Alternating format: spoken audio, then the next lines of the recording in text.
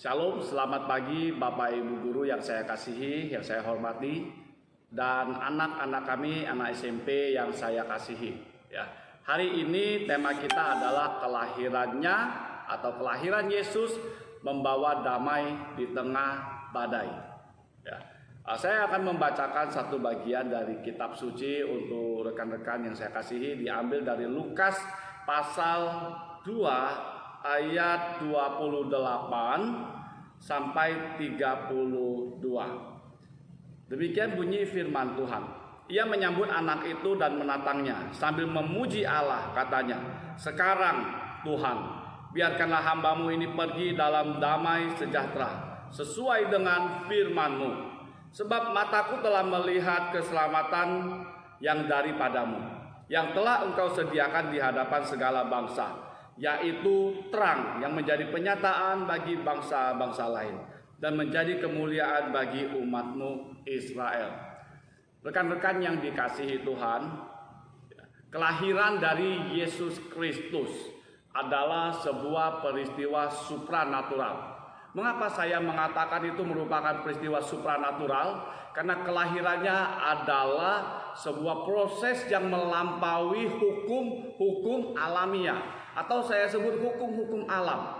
Berdasarkan hukum alam, orang akan mengandung kalau sudah kawin. Ya. Tapi saudara-saudara, tidak mungkin orang mengandung kalau dia belum kawin.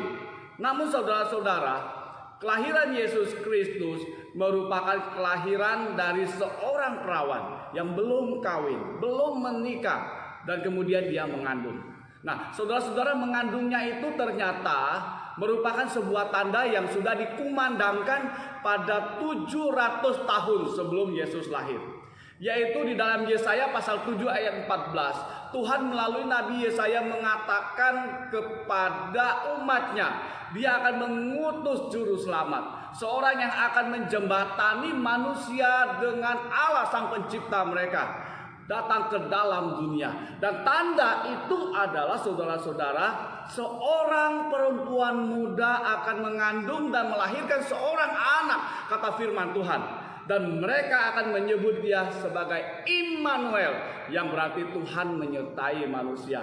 Dan saudara yang dikasihi oleh Tuhan, 700 tahun kemudian ketika malaikat datang menemui Maria, seorang perempuan yang saleh, yang tidak hidup sembarangan, yang menjaga hidupnya, yang menjaga kesuciannya, yang menjaga martabat keluarganya. Saudara-saudara, malaikat berkata, "Engkau dikaruniai Tuhan, engkau akan mengandung dan melahirkan seorang anak laki-laki, dan dia akan dinamai Yesus karena dia akan menyelamatkan umatnya dari dosa, dan dia juga akan disebut Immanuel." Saudara-saudara yang dikasihi oleh Tuhan, ketika berita itu sampai kepada Maria, saudara-saudara, apa yang terjadi?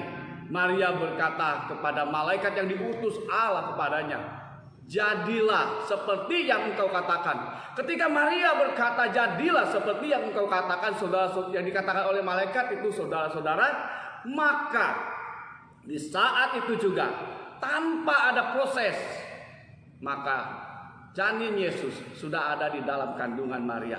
Dan saudara, ini adalah sebuah peristiwa supranatural. Bagi manusia tidak mungkin, tapi Lukas pasal 1 ayat 39 mengatakan bagi Allah tidak ada yang mustahil. Ketika Maria bersedia tanpa ada proses, maka Yesus sudah ada di kandungan Maria.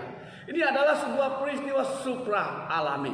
Kenapa bisa terjadi? Oleh karunia Allah dan oleh kuasa Allah, yang tidak mungkin menjadi mungkin. Nah, saudara yang dikasihi oleh Tuhan, mengapa Yesus disebut Immanuel? Immanuel berarti di dalam Yesus Allah menyertai manusia.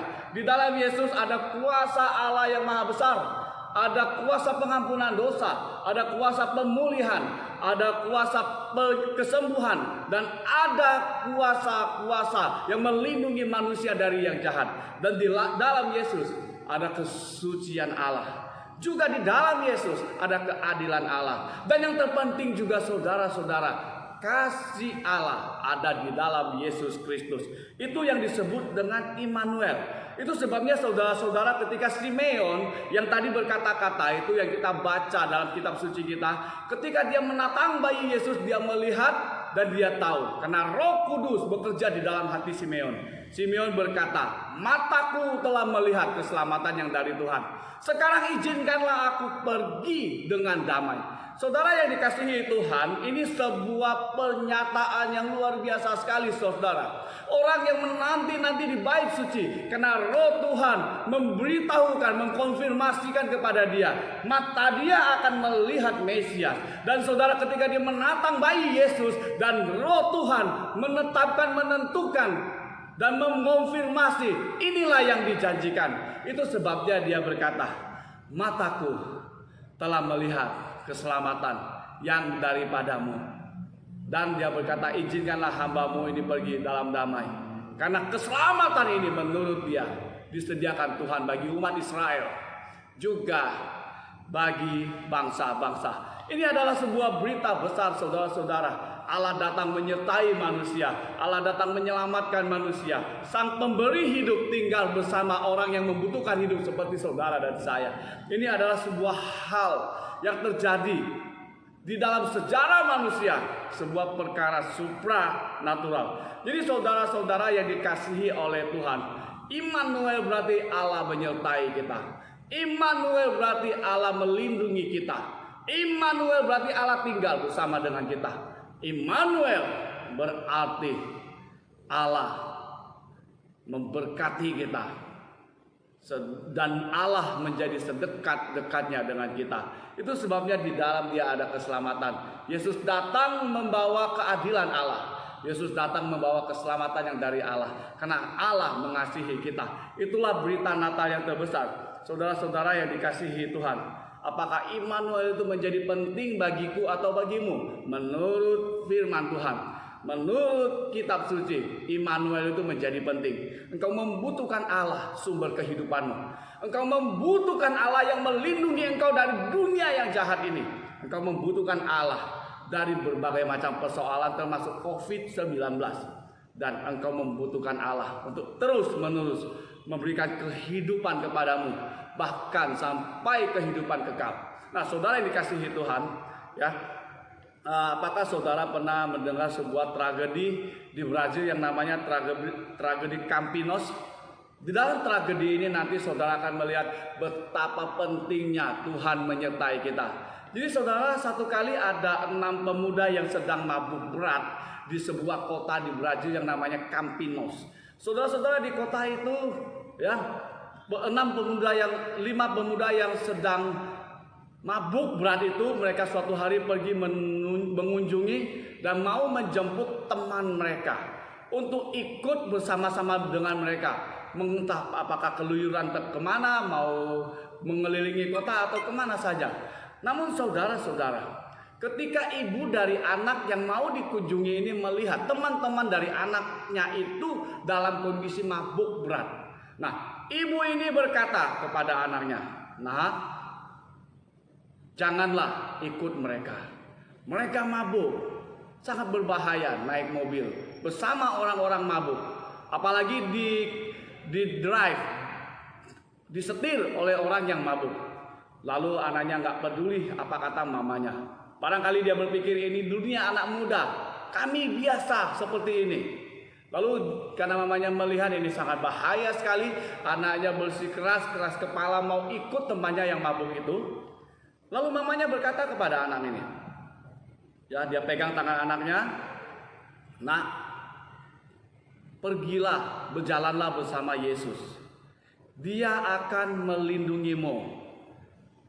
Lalu anak itu melihat mamanya, sambil mengejek dia berkata, "Ma, kalau Yesus mau ikut, dia tidak boleh duduk di sini." Di tempat duduk anaknya duduk itu. Anaknya berkata, "Dia tidak bisa duduk di sini. Kalau Yesus mau ikut, dia boleh duduk di bagasi." Lalu mereka pergi, saudara-saudara. Ternyata tidak lama kemudian, saudara-saudara, terjadi sebuah kecelakaan yang dahsyat sekali. Ya, Sebuah mobil menabrak dia. Dan saudara-saudara, mobil itu hancur lebur. Semua orang yang duduk di mobil itu dinyatakan tewas. Karena posisi mobilnya hancur berantakan. Tapi ada satu peristiwa yang cukup menggelikan. Bagasi dari mobil itu ternyata tidak mengalami kerusakan. Orang merasa aneh. Bahkan polisi waktu olah TKP mengatakan, ya, bahwasanya seharusnya bagasi ini juga hancur karena depannya hancur sekali. Lalu ketika mereka membuka bagasi itu, saudara-saudara, ditemukan sebuah keranjang di dalam bagasi mobil. Ketika dibuka, mereka lebih terkejut lagi. Di dalam bagasi itu ada satu kotak telur dan tidak satu pun pecah. Jadi saudara-saudara, peristiwa besar ini menjadi sebuah sindiran, menjadi sebuah ironi, ya. Karena manusia menolak Immanuel, menolak Yesus untuk bersama dengan mereka, maka mereka mati semua. Dan mereka meminta, bahkan mengejek, menempatkan Yesus di bagasi. Telur pun terlindungi karena ada pelindungan Tuhan di sana. Saudara-saudara yang dikasihi oleh Tuhan, daripada saya lebih banyak berkata-kata kepada saudara, saya ingin mengatakan kepada saudara, saudara perlu mengalami sendiri bahwasanya dia yang lahir dari perawan itu adalah benar-benar Immanuel. Di dalam dia ada pelindungan Tuhan, ada kuasa Tuhan, ada damai sejahtera Tuhan. Persoalannya adalah saudara, di mana engkau menempatkan dia?